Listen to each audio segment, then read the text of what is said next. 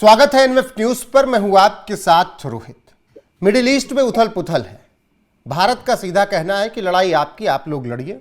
हम चाहते हैं कि ये दौर में युद्ध नहीं होना चाहिए, शांति स्थापित कीजिए ताकि दुनिया आगे बढ़ सके। भारत का पहले दिन से ये क्लियर संदेश था।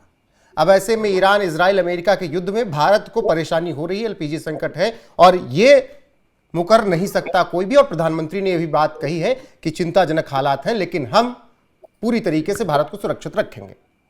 अब बात यहां पर आज हम मेरे साथ जुड़े हुए हैं विंग कमांडर पुष्कल द्विवेदी जी, रिटायर्ड। उनसे चर्चा इस मुद्दे पर करेंगे। सर, बहुत बहुत स्वागत है। कि लड़ाई उनकी है, वो लड़े, हम पैसा दे रहे हैं, हमें रास्ता दीजिए, हमारा तेल आने दीजिए। बात इतनी सी है। जी रोहित जी, देखिए मैं प्रधानमंत्री जी की बात जो है उसको भी एक्सप्लेन करूंगा उन्होंने क्यों ऐसा कहा है। कुछ कारण है उनके ऐसा कहने का और बहुत जेन्युइन कारण है। और मैं पहले आपको ये बताऊंगा कि दर्शकों को भ्रम में नहीं पड़ना। इस समय एक बड़ा प्रोपोगेंडा वॉरफेयर आ रहा है जिसमें कि बड़े बड़े पत्रकार, बड़े बड़े मीडिया ग्रुप भी भ्रम में पड़ रहे हैं। देखिए, ये पूरी प्लानिंग जो थी इस वॉर की, इस ऑपरेशन की, ये पूरी प्लानिंग मोसाद की और नेतन्याहू की प्लानिंग थी। इस प्लानिंग में ट्रंप को इंक्लूड किया गया क्योंकि अमेरिका का बहुत ज्यादा फायदा था और बिना अमेरिका के साथ के इजराइल ये काम नहीं कर सकता था। इजराइल ने तो ट्रंप को मोहरा बना लिया क्या सर?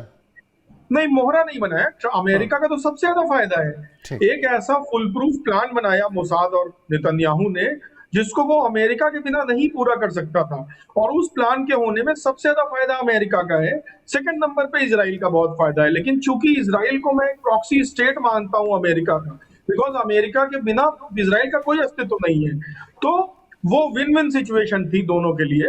तो इसमें ट्रंप को उन्होंने इंक्लूड किया। इस पूरे प्लान का मास्टरमाइंड नेतन्याहू एंड मोसाद है। इन्होंने, देखिए, जब हम कोई वॉर करते हैं, कोई लिमिटेड इंटेंसिटी कॉन्फ्लिक्ट लीको ऑपरेशन करते हैं या कोई भी ऑपरेशन करते हैं, सर्जिकल स्ट्राइक करते हैं, कुछ एम्बुश करते हैं, तो हमारे कुछ प्राइमरी ऑब्जेक्टिव होते हैं मेन, और कुछ स्टैंड बाई ऑब्जेक्टिव होते हैं जो सिचुएशनल होते हैं। कि अगर जैसे आप लोग जाते हैं किसी शहर में इंटरव्यू लेने, तो आप सोचते चलिए इनका इंटरव्यू लेंगे और अगर हो सका तो इनका भी ले लेंगे। तो प्राइमरी और सेकेंडरी ऑब्जेक्टिव होते हैं।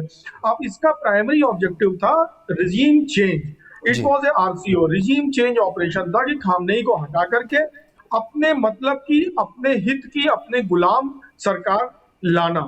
यानी कि अमेरिका इजराइल हमला करे, खामनेई को मारे या सरेंडर करवाए और उसकी जगह एक ऐसे व्यक्ति को राजा वहां का बनाए जो कि उनके हित का हो। ये उसका मेन एम था। ये एम उन्होंने 1.5 दिन में पूरा कर लिया, खामनेई को मार दिया। उसके बाद हिजबुल्लाह ने गलती ये की क्योंकि वहां पर ईरान में क्या है कि जो फर्स्ट लाइन ऑफ लीडरशिप थी खामनेई ऑनवर्ड्स, वो भी कटबुल्ला थी। और जब वो मारी गई 1.5 दिन के अंदर उन्होंने 40 से 50 टॉप लीडरशिप को मार दिया ईरान की। तो जब फर्स्ट लाइन मारी गई तो दूसरी लाइन और बड़ी कटबुल्ला निकले।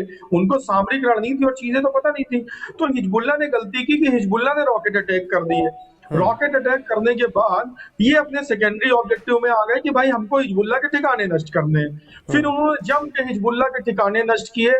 उसके बाद 8 देशों 9 देशों पे हमला कर दिया इन्होंने अमेरिकन बेसिस पे। तो ये अपने तीसरे ऑब्जेक्टिव पे अमेरिका और इजराइल आ गए कि हमको इनकी मिलिट्री पावर नष्ट करनी है।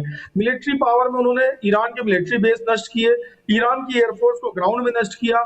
ईरान की एयरफोर्स आज तक एक सॉर्टी नहीं भर पाई है, एक एयर स्ट्राइक नहीं कर पाई ईरान की एयरफोर्स और खत्म हो गई जमीन पे। तो इन्होंने अपना ये ऑब्जेक्टिव कर लिया। उसके बाद और गलती उन्होंने की कि युद्ध रोका नहीं, रॉकेट के हमले जारी रखे। उससे इनको मौका मिला कि परमाणु जो इनकी फैसिलिटीज हैं नातान जैसी, वहां पर हमला कर दे। वो भी इन्होंने किया और उनको भी थोड़ा नष्ट भ्रष्ट किया, हालांकि अभी ज्यादा नहीं किया है, लेकिन उनको भी चोट पहुंचाई। फिर उसके बाद अगली गलती जो बहुत बड़ी गलती थी, और ये सब बातें मैंने युद्ध के पहले दिन ही प्रेडिक्ट की थी कि ये नहीं करना है, इन्होंने स्टेट ऑफ हार्मोज बंद कर दिया। अब स्टेट ऑफ हार्मोज बंद करना इनकी इतनी बड़ी गलती हो गया कि ईरान ने सोचा था कि पूरी दुनिया को जब दिक्कत होगी तो वो अमेरिका से बोलेंगे वॉर बंद करो। ठीक है, वो बात है, लेकिन वैसी नहीं है। अमेरिका ये चाहता था, इजराइल ये चाहता था कि स्टेट ऑफ हार्मूज बंद हो, क्योंकि उनका एक बहुत बड़ा सेकेंडरी ऑब्जेक्टिव था कि स्टेट ऑफ हार्मूज पे कब्जा करके यूएई को दे देना स्टेट ऑफ हार्मूज, यानी कि अमेरिका का आधिपत्य स्टेट ऑफ हार्मूज में हो जाए। और स्टेट ऑफ हार्मूज बंद करने के बाद अमेरिका अब इस युद्ध को जारी रखना चाहता है, 20-25 दिन चलाना चाहता है।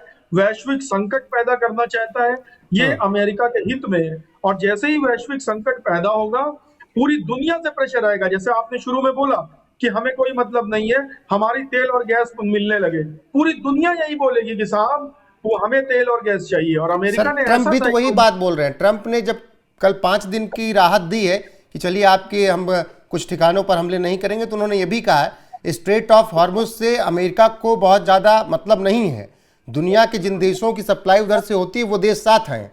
तो क्या ट्रंप उन सब देशों को अपने साथ युद्ध में ले जाना चाहते हैं या फिर उनके सहारे स्ट्रेट ऑफ हॉर्मुज पर कब्जा करना चाहते हैं? यस, मैंने ये बात बहुत पहले बता दी थी कि वो अमेरिका ये टैक्टिक्स ट्रंप करेंगे। देखिए, ट्रंप ने जापान को बोला कि आ जाओ नेवी अपनी भेजो, ट्रंप ने ऑस्ट्रेलिया को भेजा, बोला कि नेवी भेजो, जबकि जापान का जो संविधान जिसमें खुद हैरी ट्रूमैन ने अमेरिका के राष्ट्रपति ने डलवाया है कि जापान अपनी मेनलैंड से बाहर जाके लड़ाई नहीं करेगा, अमेरिका को मालूम है जापान नहीं भेजेगा, ऑस्ट्रेलिया नहीं भेजेगा। उसने टर्की से तो एक बार भी नहीं बोला। अगर उसको वास्तव में मदद की जरूरत होती तो टर्की जो नाटो का देश है, जिसकी संधि अमेरिका के साथ है, साथ में मिलकर युद्ध लड़ने की संधि है, टर्की को अगर बोलता और टर्की अगर जो पूर्वी बॉर्डर से ईरान पे हमला शुरू कर देता तो ईरान 2 दिन में सरेंडर कर देता। लेकिन उसको नहीं चाहिए ये सिर्फ वो टैक्टिक्स कर रहा है, वो दिखा रहा है कि भैया मैं तो पूरी दुनिया से कह रहा हूं कि तुम्हें दिक्कत है, मुझे दिक्कत नहीं है, तो तुम्हारी दिक्कत है, तुम आओ। लेकिन जब पूरी दुनिया नहीं आई तो बड़े भाई की तरह, बिग बॉस की तरह, विश्व शक्ति की तरह मुझे इंटरवीन करना पड़ा।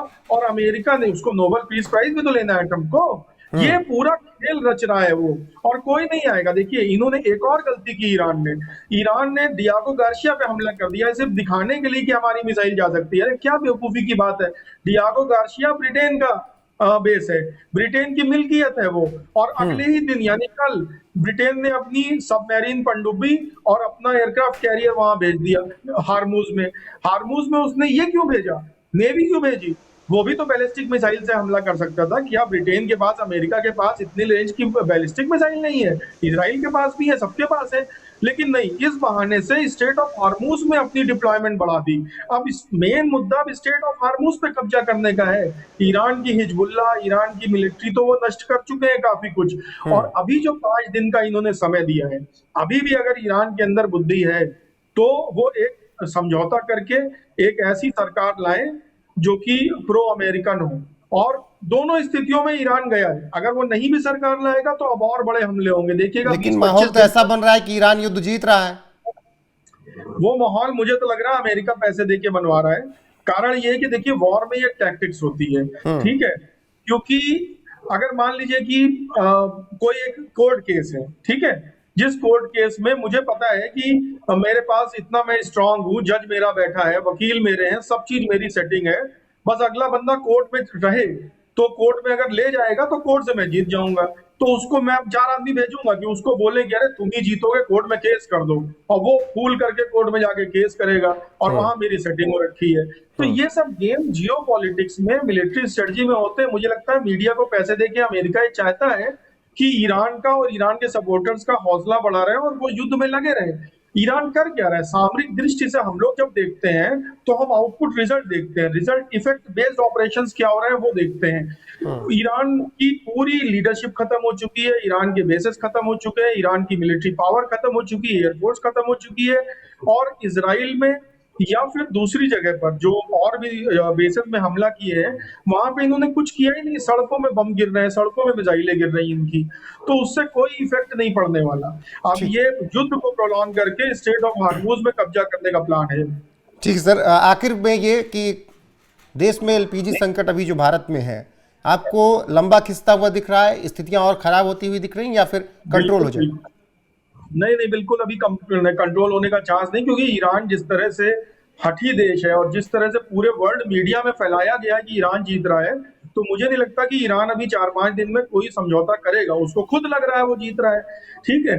तो मोदी जी ने जो बोला है कि तैयार रहे जनता, ये बात मैं 6 दिन, 7 दिन, 8 दिन पहले बोल चुका हूं कि ये संकट ये अमेरिका पैदा करना चाहता है, ये संकट ईरान नहीं पैदा करना चाहता है। तो ये संकट होगा और इस संकट की वजह से ही सारे हॉटलाइंस पर फोन जाएंगे अमेरिका के पास कि साहब हमको निजात दिलाओ किसी भी तरह करके। जैसे आपने शुरू में बोला, हमें इस प्रॉब्लम से मुक्ति दिलाओ, हम इफेक्ट हो रहे हैं। और तब कोई मुंह नहीं खोलेगा अगर ईरान पे बड़े बड़े हथियारों से हमला करके नेस्तनाबूद करके इराक वाला हाल कर दे उसका अमेरिका को। ठीक है सर, बहुत शुक्रिया आपका इस और नजर डालने के लिए कि एक ये भी प्लानिंग ट्रंप की चल रही है। बाकी जो अपडेट आएगी आप तक जरूर पहुंचाएंगे। अभी के लिए बस इतना ही। नमस्कार।